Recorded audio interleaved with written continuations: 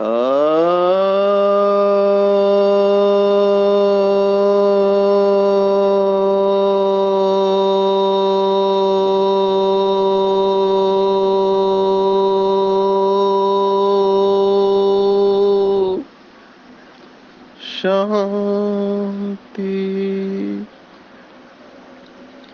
आज 25 मार्च 2023 भारत में शनिवार है।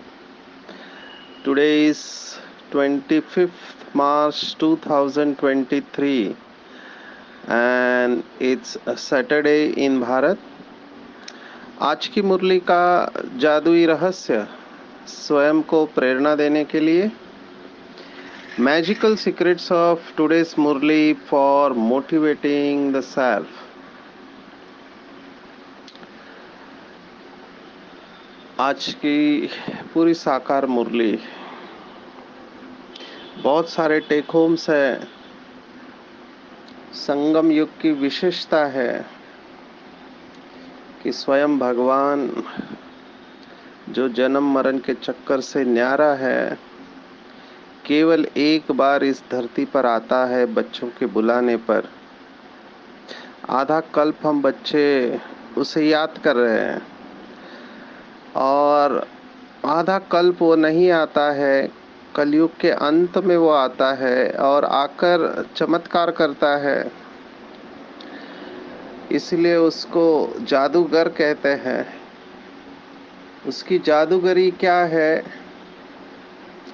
जो आज के ज़माने के इवन पढ़े लिखे लोग भी जिसे मानते हैं, वो है बाबा की जादूगरी। ज़्यादातर पढ़े लिखे लोग अपने आप को अंधश्रद्धा से दूर रखते हैं। हम डॉक्टर्स को भी सिखाया जाता है कि भावना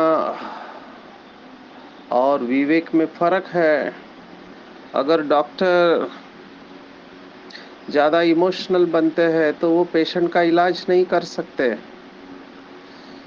यही कारण है शायद कि जिस डॉक्टर के परिवार वाले बीमार होते हैं तो वो उनका ऑपरेशन नहीं करते, किसी और से कराते हैं। क्योंकि अगर इमोशनली अटैच है आप, भावनाओं से जुड़े हुए हैं, तो आपसे गलती हो सकती है।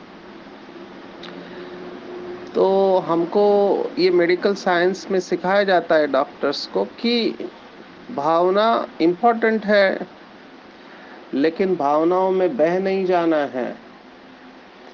तो पढ़े लिखे लोग अंधश्रद्धा से दूर रहते हैं और बाबा भी हमारी कई सारी अंधश्रद्धाएं दूर करते हैं।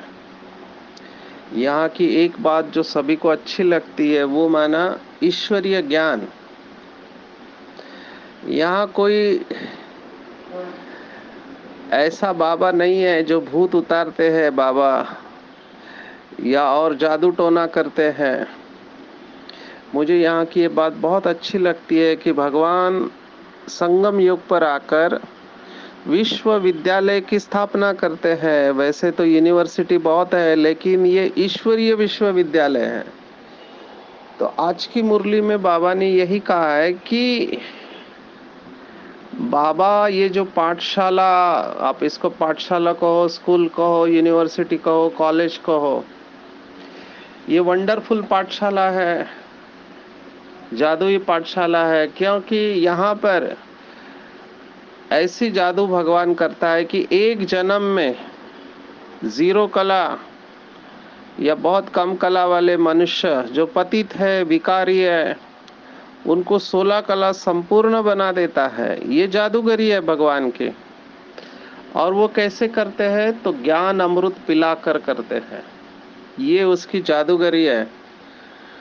शास्त्रों में गायन है कि अमृत पीने से अमर हो जाते हैं।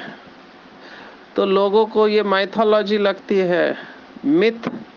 अंग्रेजी में मिथ कहते हैं, हिंदी में संस्कृत में मिथ्या कहते हैं। मिथ या मिथ्या दोनों एक ही है। वो समझते हैं ऐसी कोई दवाई नहीं है, ऐसा कोई पानी नहीं है जिसको पीने से मनुष्य अमृत हो जाए। बाबा ने संगम युग पर इसका राज बताया है कि ये जो मुरली के एक एक महावाक्य है, एक एक शब्द है,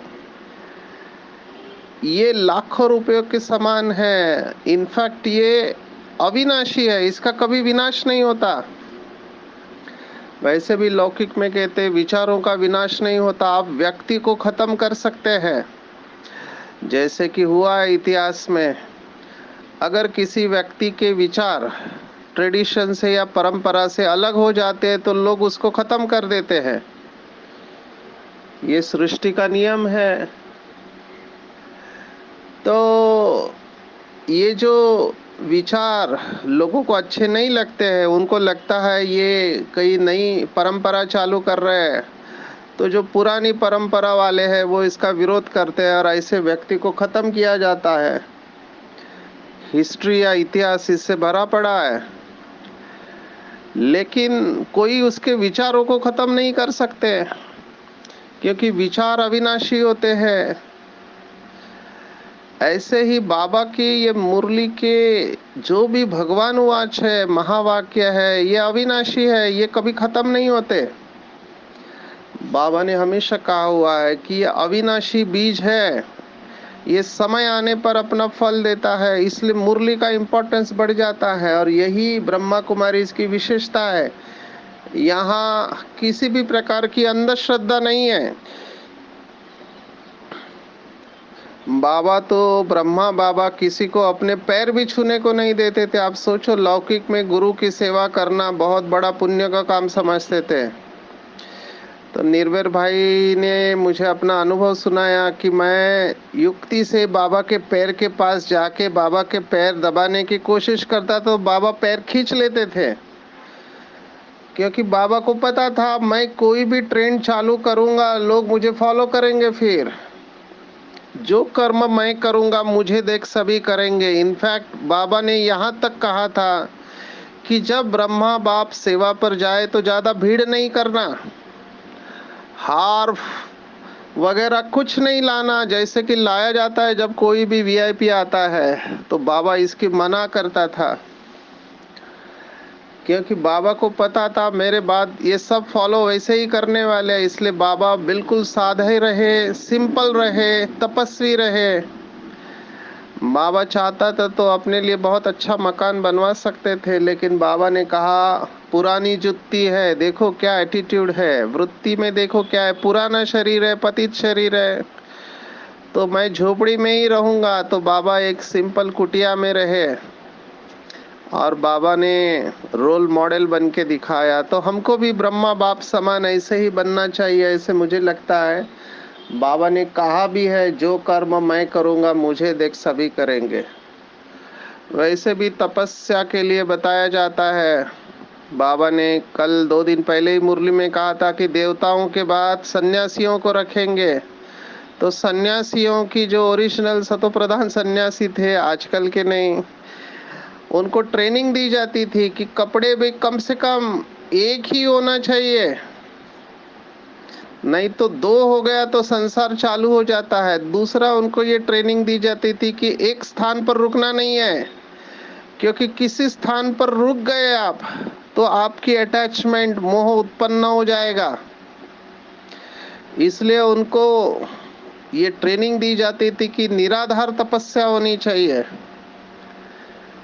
नहीं तो आजकल के सन्यासी अपने आश्रम बढ़ाने में लगे हुए, फॉलोअर्स बढ़ाने में लगे हुए, नथिंग रॉन्ग, लेकिन सबसे ऊंची अवस्था है निराधार तपस्या।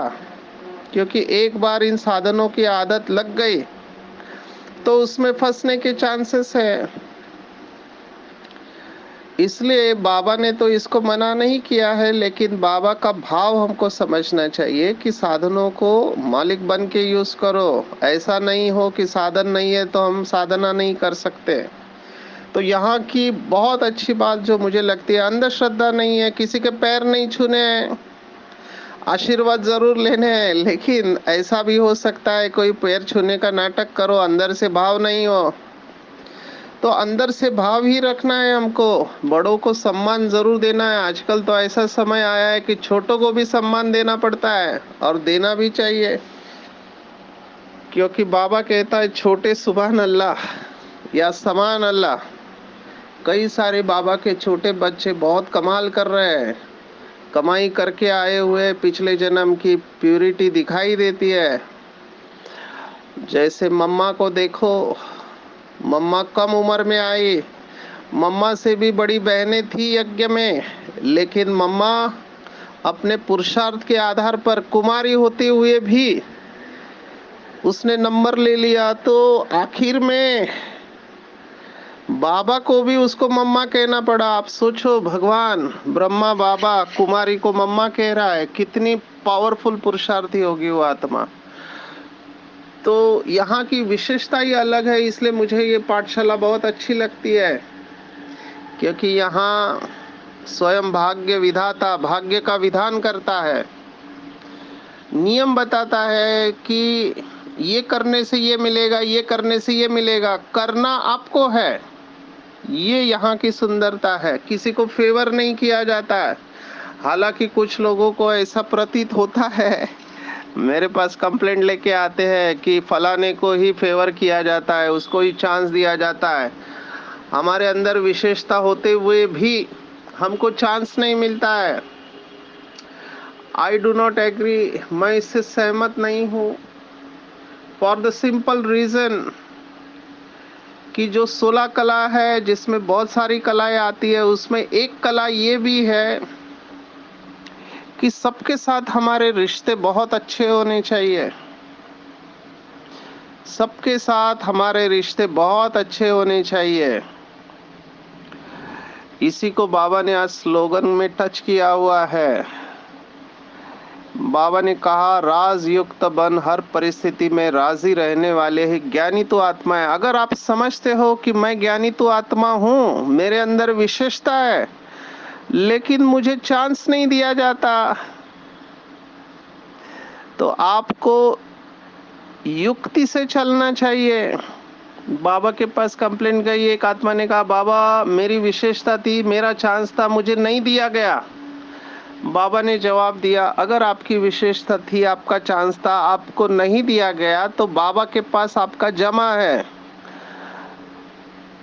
वैसे भी अगर आप थोड़ा आर्थिक विषय को समझते हैं, इकोनॉमी को समझते हैं, तो इस समय एक व्यक्ति है जिसका नाम है वॉरेन बफेट। ये इन्वेस्टर है, माना ये मार्केट में अपने पैसे को इन्वेस्ट करता है। इसको आर्थिक सलाहकार कहते, विश्व का नामी ग्रामी, रहता छोटे कमरे में है, लेकिन टॉप 10 में आता है, richest person of the world. तो उसकी एक एडवाइस है, उसकी एक सलाह है, वो कहता है हमेशा अपनी मल्टीपल लाइफ लाइन रखना चाहिए। जैसे आप किसी बिजनेस में अपने पैसे इन्वेस्ट किए हैं, तो कहता है कि 2-3 लाइन और रखो, क्योंकि कब कौन सा बिजनेस बंद हो जाएगा पता नहीं चलता है। तो लाइफ लाइन रखनी चाहिए अपनी, एक बंद हो जाए तो दूसरे दोनों जगह से तो आपका इनकम चालू रहना चाहिए। यही बात यहाँ पर भी लागू पड़ती है।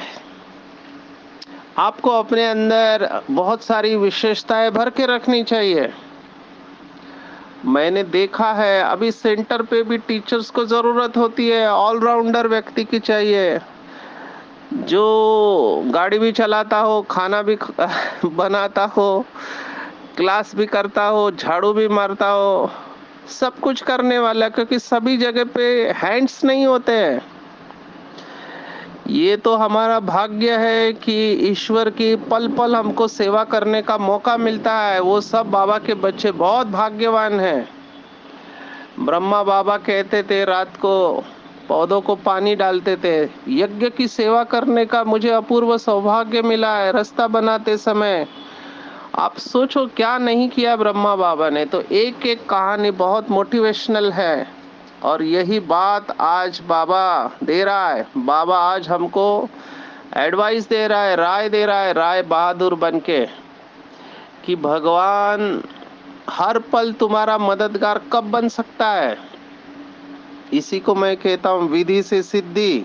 संगम युग पर विधि से सिद्धि है। जो विधि को फॉलो करेंगे उनको सिद्धि मिलना ही है। और विधि क्या है? तो भगवान वाच है विधि, जिन्न के मुआफिक याद करते रहो। खाते पीते चलते फिरते उठते बैठते सोते जागते बुद्धि योग मेरे से लगाओ और सब तरफ से बुद्धि योग हटाते जाओ। यहाँ पर माताएं क्यों नंबर लेती है? भले भावना में है, लेकिन नंबर क्यों लेते हैं? क्योंकि हर वक्त मुख में बाबा बाबा बाबा बाबा बाबा बाबा है, तो हर वक्त बाबा की याद है। हालांकि एकाग्रता शुरुआत में नहीं आती है।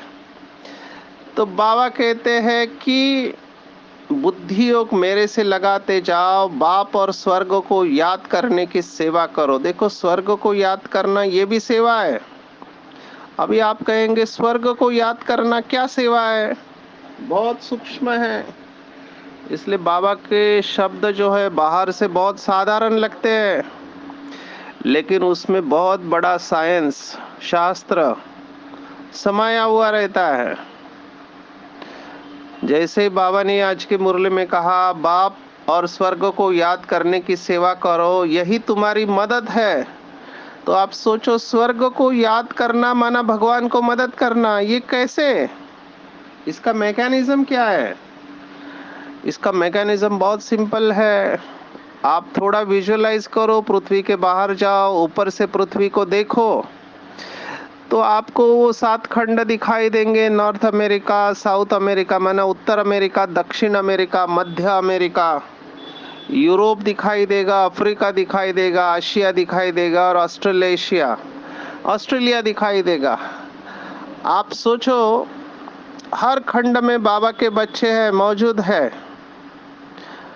तो जहां जहां पर बाबा के बच्चे मौजूद है, वो एक प्रकार के टावर का काम कर रहे हैं। जैसे टावर होता है, वो टावर क्या करता है? रेडिएशन भेजता है, सॉरी, अपने प्रकंपन भेजता रहता है चारों तरफ।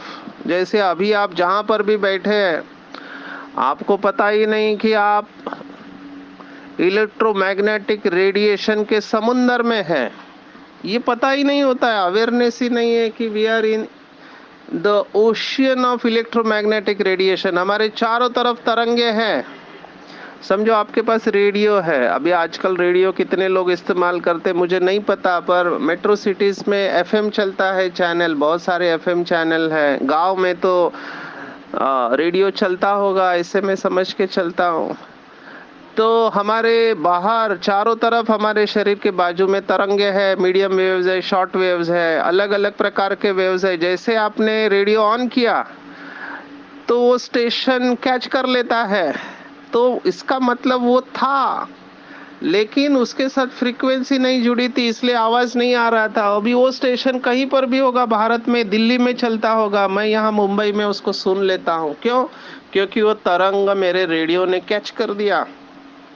ऐसे ही बाबा के बच्चे ट्रांसमीटर्स है। जैसे ट्रांसमीटर ट्रांसमिट करता है, प्रकंपन भेजता रहता है। तो थोड़े क्षण के लिए आप कल्पना करो कि बाबा के बच्चे हर खंड में सैकड़ों में हैं, हजारों में हैं, और वो ट्रांसमिट कर रहे हैं। कौन से प्रकंपन? बाबा की याद के प्रकंपन भेज रहे हैं, सतयुग के प्रकंपन भेज रहे हैं। अभी आप कहेंगे इससे क्या होगा? इससे बहुत बड़ा चित्र जो मेरी आंखों के सामने आया, एक जाल बन रहा है। पूरी पृथ्वी के ऊपर एक जाल बन रहा है परमात्मा के प्रकंपनों का। इसको हम कहते हैं कि पूरी पृथ्वी को बाबा के बच्चों ने अपने योग के वाइब्रेशन से ढक के रखा हुआ है। थोड़े क्षण के लिए आप विजुअलाइज करो कि ये पूरी पृथ्वी बाबा के शांति के प्रकंपनों से, पवित्रता के प्रकंपनों से, सुख के प्रकंपनों से ढकी हुई है।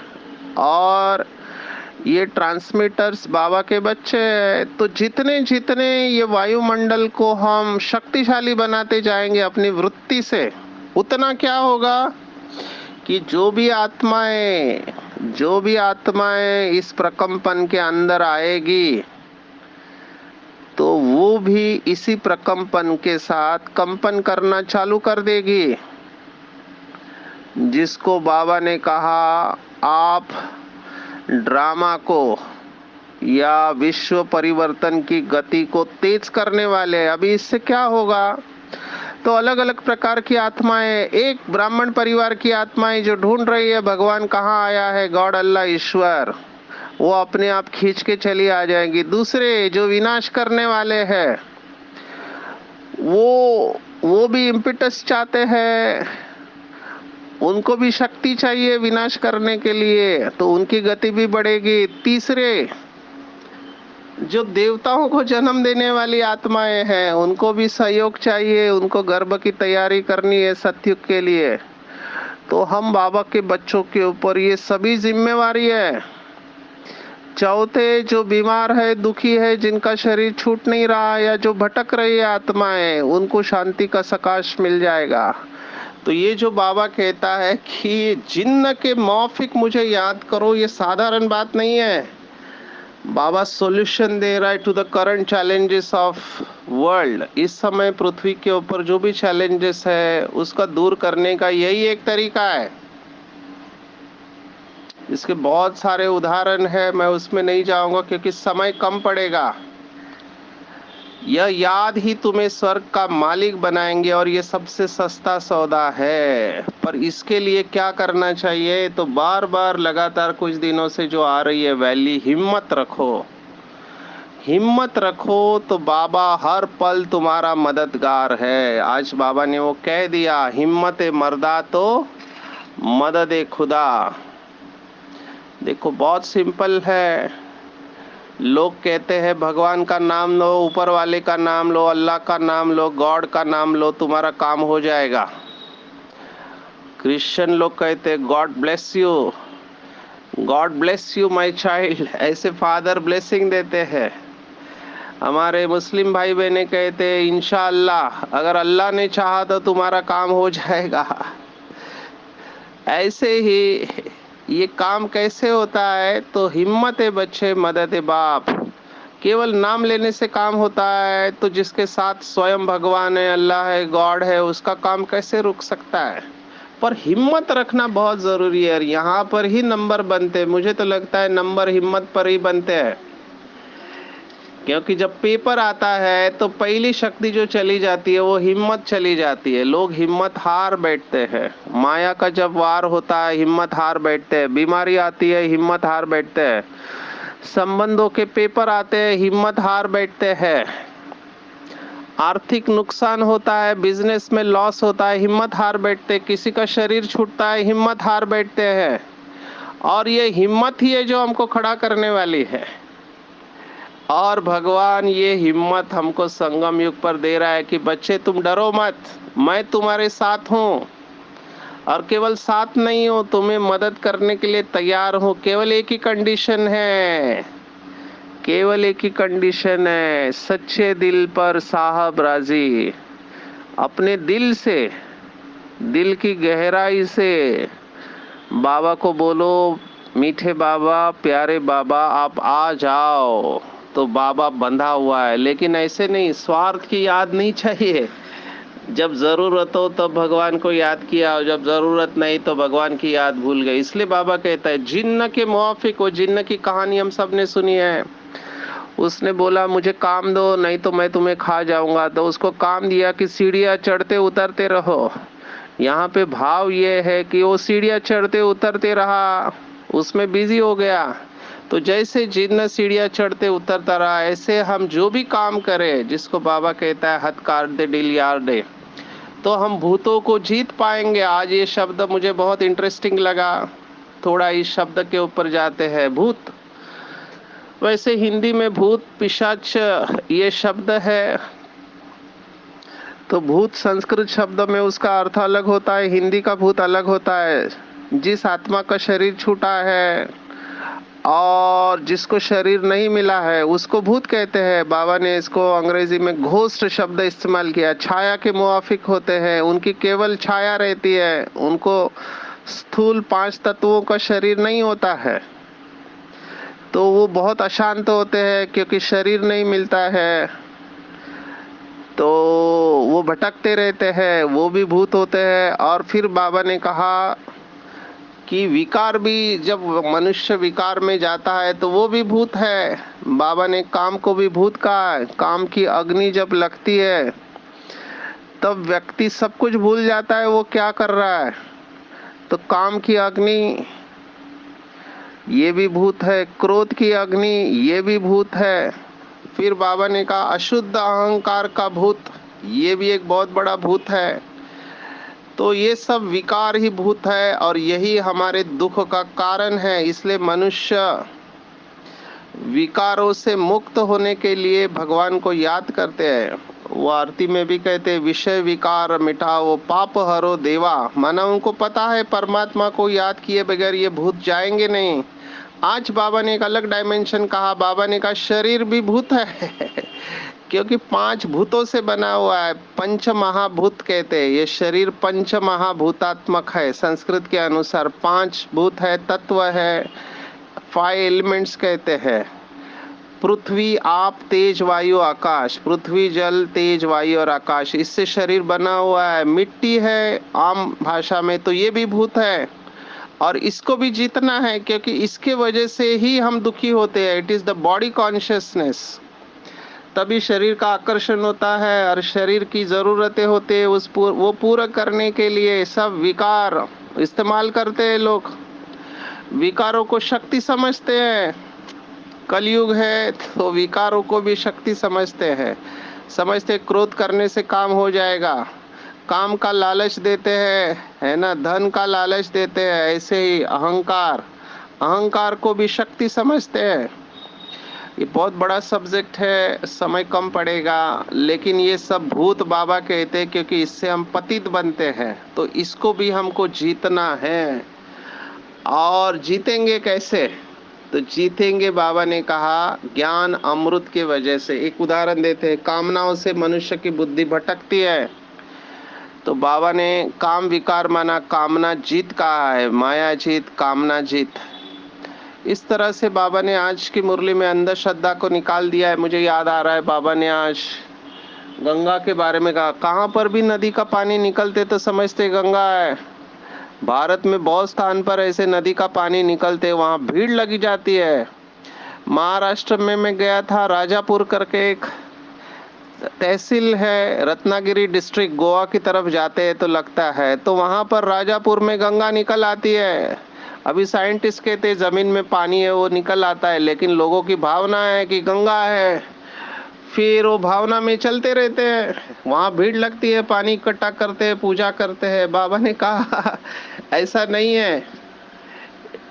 बाबा ने सच्ची सच्ची ज्ञान गंगाओं के बारे में कहा। ये ज्ञान गंगा इस सब जगह पर है जो मनुष्य को पतित से पावन बनाती है, ईश्वरीय ज्ञान के आधार पर। तो ये है अंधश्रद्धा को दूर करना।